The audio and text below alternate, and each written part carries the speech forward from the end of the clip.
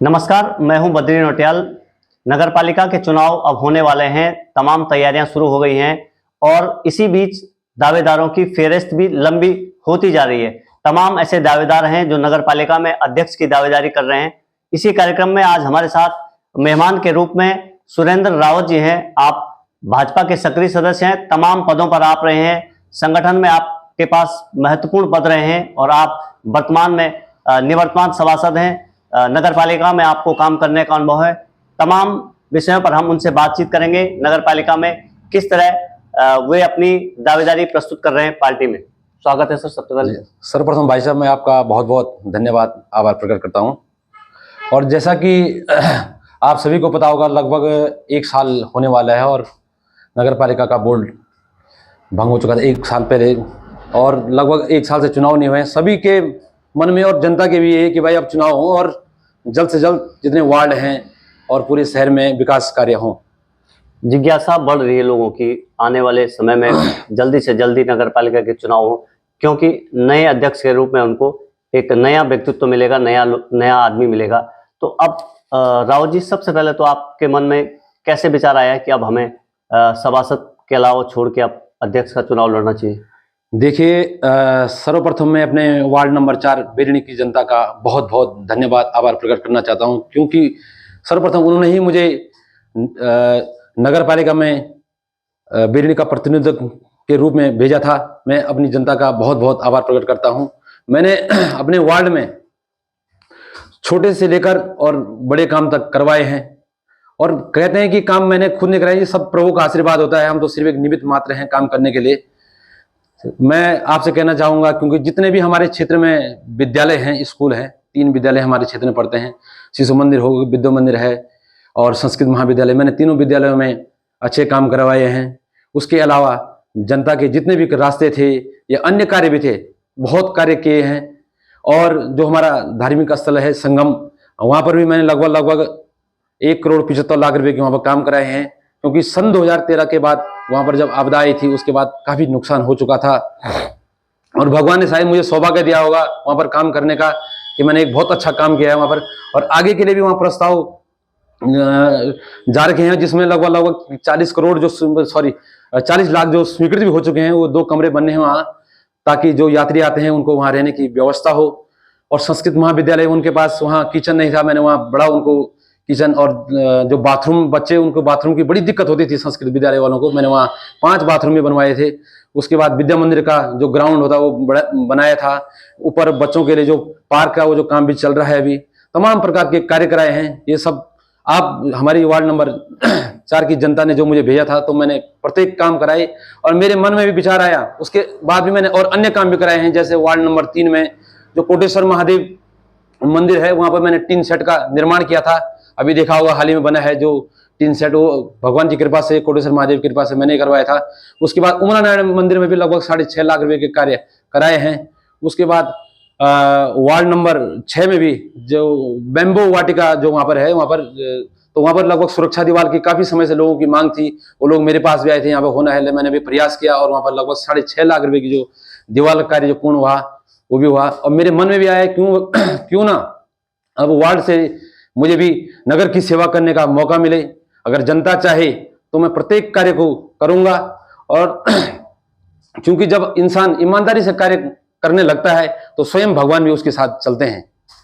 Rawat ji, party में क्या उम्मीद आप रख रहे हैं, क्योंकि संगठन में आप तमाम सारे पदों पर रहे हैं और दावेदार भी बहुत सारे हैं पार्टी में, किस तरह की उम्मीद लगा रहे हैं आप? देखिए, मुझे पूर्ण विश्वास है भारतीय जनता पार्टी मुझ पर विश्वास करेगी। और कार्यकर्ता होने के नाते मैं पहले बूथ अध्यक्ष भी रहा, उसके बाद युवा मोर्चा का मंडल अध्यक्ष भी रहा, उसके बाद मैं युवा मोर्चा का जिला महामंत्री भी रहा, उसके बाद मैं युवा मोर्चा जिला अध्यक्ष भी रहा, उसके बाद पार्टी के आशीर्वाद से मैं मेन बॉडी या नगर मंडल का अध्यक्ष भी रहा, डीपीसी मेंबर भी रहा। तो मुझे पूर्ण विश्वास है, क्योंकि हमने हमेशा पार्टी के लिए कार्य किया है। उसकी रीति नीतियों के लिए परिस्थितियां जो भी रही होंगी, लेकिन हमने डट के पार्टी के साथ काम किया है। मुझे पूर्ण विश्वास है पार्टी मेरे कार्यों को देखते हुए मुझे जरूर टिकट देगी और मैं पार्टी के लिए हमेशा कार्य करता रहूंगा। यदि आप पार्टी के विचारों के अनुरूप आप फिट बैठते हैं और आपको वास्तव में प्रत्याशी बनाया जाता है, तो प्रायोरिटी क्या होंगी आपकी, जो प्राथमिकताएं होंगी वो किस तरह की रहेंगी, किस तरह का रुद्रप्रयाग आप बनाना चाहेंगे, किस तरह का आप शहर बनाना चाहेंगे? जी बिल्कुल, सर्वप्रथम मेरी दृष्टि जाती है जो हमारे यहाँ पार्किंग की बहुत बड़ी समस्या है पूरे बाजार में। देखिए, अगर पार्किंग है भी लेकिन उस हिसाब से नहीं है पार्किंग। आज प्रत्येक घर में लगभग 3-3 4-4 गाड़ियां लोगों ने खरीद रखी हैं और लगाए तो लगाए कहाँ, सारी रोड पे हैं। जबकि हमारे पास मेरी दृष्टि में यहाँ ये पूरे बस अड्डे के जो इधर भाग पड़ता है, बहुत जगह है पार्किंग बनाने की। अगर सोचा जाए और इसमें कार्य किया जाए तो बहुत पार्किंग बन सकती है। मैं चाहता हूँ कि आप बनूंगा तो जरूर अवश्य ही जगह जगह, चाहे छोटी पार्किंग क्यों ना मिले, बाइक चाहे 10 बाइक लगे वहाँ, लेकिन बनाऊंगा वहाँ पार्किंग। और तमाम शहरों में जैसे सफाई व्यवस्था है, सफाई व्यवस्था में देखता हूँ काफी दिक्कत होती है। लोग हमेशा, जब मैं सभासद भी रहा, लोग बोलते थे भाई यहाँ सफाई व्यवस्था ठीक नहीं हो रही है, तो उसमें सुधार करेंगे। जैसे लाइट की व्यवस्था थी, क्योंकि हमारी नगर पालिका में सिर्फ 1-2 कर्मचारी लाइट के हैं बस, और इतना बड़ा शहर है, वह कैसी व्यवस्था चलेगी? उस हम सुधार लाएंगे, कर्मचारियों की मांग करेंगे, या बोर्ड फंड से कुछ आदमी रखकर कार्य किया जा सकता है, क्योंकि सोचना पड़ेगा, क्योंकि शहर के लिए ऐसे तमाम प्रकार के अन्य चीजें भी हैं। जैसे संगम, मैंने कहा भाई संगम का विकास होगा तो पूरे रुद्रप्रयाग का विकास होगा, क्योंकि जब संगम पे पार्किंग बनेगी तो मैं देखता हूं कि लोग, बुजुर्ग लोग भी ऊपर पैदल आते रहते हैं, वो कहते हैं हमसे लोगों से भाई यहाँ पार्किंग होनी चाहिए। जब पार्किंग होगी तो मुझे लगता है कि जब यात्री लोग जब संगम पर आएगा तो रुद्रप्रयाग शहर में भी अवश्य आएगा, तो इसमें लोगों को फायदा मिलेगा। तो तमाम प्रकार की जो योजना है तो हम कार्य करेंगे। रावत जी, नगर पालिका में आप निवर्तमान सभासद रहे हैं, क्या लगता है आपको कि क्या सभासद और अध्यक्ष के पद में भी और तमाम जो वो है उसमें बहुत सारा अंतर है? क्या अध्यक्ष के रूप में आपको लगता नहीं कि ये तो बिना बात की मुसीबत मोल लेने वाली बात है, क्योंकि जनता बहुत सारी अपेक्षाएं रखती, वो अपेक्षाएं पूरी नहीं हो पाती?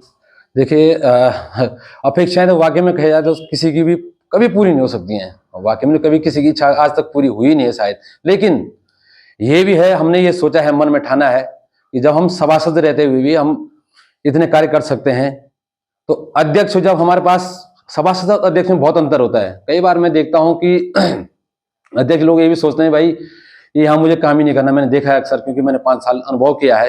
लेकिन अध्यक्ष का ये होता है, अगर अध्यक्ष हाथ पैर मारे खूब, ये नहीं खाली वहां जनता ने भेजा, हमें कार्य करने के लिए भेजा है, तो मुझे नहीं लगता है कि किसी की कोई अपेक्षा रह पाएगी। बहुत काम होते हैं अगर अध्यक्ष मन लगाकर काम करे, क्योंकि भाई जनता ने भेजा, भगवान की सेवा ही सेवा होती है और जनता की भी वही सेवा होती है। अगर हम मन से कार्य करें, हम जाएं देहरादून जाएं, मुख्यमंत्री जी को मिलें, माननीय विधायक जी को मिलें। और मैं अपने वार्ड में माननीय विधायक श्री भरत सिंह चौधरी जी का धन्यवाद करना चाहता हूं कि उन्होंने मेरे वार्ड में बहुत कार्य किए हैं। और मैं चाहता हूं जब मैं अध्यक्ष बनूं तो मैं लगातार देहरादून जाऊं, अपनी जो योजनाएं हैं वहां जाऊं, और माननीय विधायक जी से लेकर विधायक जी को भी लेकर मुख्यमंत्री जी के पास जाऊं। अगर वहां भी ना हो, चाहे बड़ी पार्किंग के लिए मुझे दिल्ली भी जाना पड़े, तो वहां भी मैं जाने से गुरेज नहीं करूंगा, और जनता के लिए कुछ भी करने के लिए तैयार हूं। अगर मुझे मौका मिला, मैं रुद्रप्रयाग में कुछ अलग करके ही दिखाऊंगा। पार्टी संगठन में कई बार नगर पालिका के चुनाव हमने देखे हैं कि टिकट की दावेदारी में रहता है, टिकट न मिलने पर निर्दलीय के तौर पर आदमी दावेदारी प्रस्तुत कर देता है। क्या आपका कोई ऐसी कोई योजना है कि यदि पार्टी अगर आपको टिकट नहीं देती है तो क्या आप पार्टी के खिलाफ भी क्या निर्दलीय चुनाव लड़ पाएंगे? जी, अभी तक तो मुझे पूर्ण विश्वास है कि पार्टी मुझे ही टिकट देगी। जहाँ तक मेरी कुछ बात हुई है तो उन्होंने कहा है कि इसमें युवा चेहरा को ही टिकट दिया जाएगा और कार्यकर्ता को टिकट दिया जाएगा, और मुझे पूर्ण विश्वास है कि पार्टी मुझ पर विचार करेगी और टिकट अवश्य देगी मुझे।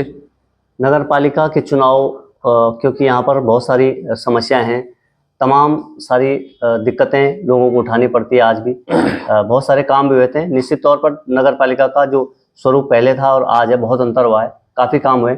लेकिन अब जो अगर आप क्या पिछला जो सभासद का आपका कार्यकाल रहा है, कौन से आपके विशेष काम रहे हैं जिसके बदौलत आप जनता को अपनी तरफ आकर्षित करेंगे? देखिए, विशेष काम ही रहे वाकई में। हमारे वार्ड नंबर 4 में मैंने कहा कि इससे पहले भी कि मैंने नगर पालिका से भी हटकर काम करे हैं। भाई नगर पालिका से तो सभी कराते हैं काम, लेकिन मैंने उसके अदर भी बहुत कार्य किए हैं। अभी जैसे माननीय विधायक जी के आशीर्वाद से हमारे क्षेत्र में भी 25 लाख रुपए से ऑडिटोरियम का निर्माण कार्य हो रहा है यहीं बेलनी में, और उसमें जितने भी सामाजिक कार्य जो बेलनी के होंगे, जो करना कई कार्यक्रम हो जाते हैं सामाजिक कार्य, तो उसमें होंगे, तमाम गतिविधियां होंगी। जैसे मैंने इससे पहले जिक्र किया कि नगर पालिका का हमें 1 रुपये भी संगम के लिए आज तक खर्च नहीं हुआ, चाहे वो 55 लाख रुपए CSR फंड से खर्च हुआ, उसके बाद पर्यटन विभाग से 20 लाख रुपए खर्च हुआ, उसके बाद 1 करोड़ 2 लाख रुपए की राशि खर्च हुई है अभी ग्रामीण विभाग से। तो लगभग लगभग मैंने नगर पालिका से हटकर भी अपने क्षेत्र में कार्य किए हैं। और एक चीज और कहना चाहता, हाँ, एक 15 लाख रुपए का रास्ता मैंने, जो हमने आपने देखा होगा कि संगम से ऊपर जो माई मंडी जाता है ऊपर रास्ता, यात्रियों की गाड़ी वहां रुकती है, जहाँ व्यू पॉइंट है संगम का। कई लोग सोचते हैं वहां नीचे आना है, लेकिन मैंने अभी हाल ही में वो रास्ता बनाया है, उसमें 15 लाख रुपए की लागत से लोक निर्माण विभाग से मैंने वो रास्ता बनाया है। उसमें नगर पालिका कोई लेना देना नहीं है। मैंने लगभग 2 करोड़ के काम नगर पालिका से अदर भी करवाए हैं। तो इसीलिए मुझे लगता है कि मुझे वार्ड से हटकर भी बाहर आना चाहिए। अगर जनता का आशीर्वाद रहा और भगवान श्री हनुमान जी का आशीर्वाद रहा तो जरूर अच्छा होगा। राहुल जी, चुनाव, कोई भी चुनाव हो, अब चुनाव में हम बहुत सारी चीज़ें देखते हैं, धन बल हो चाहे और हथकंडे हो, तमाम सारे हथकंडे।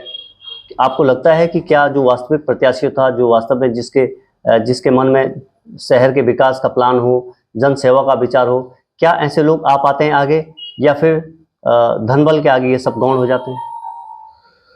जी देखिए, मुझे लगता है कि मेन चुनाव तो भाई, चुनाव सभी लड़ते हैं, तो जनता को अवश्य देखना है इस समय कि कौन विकास कार्य कर सकता है।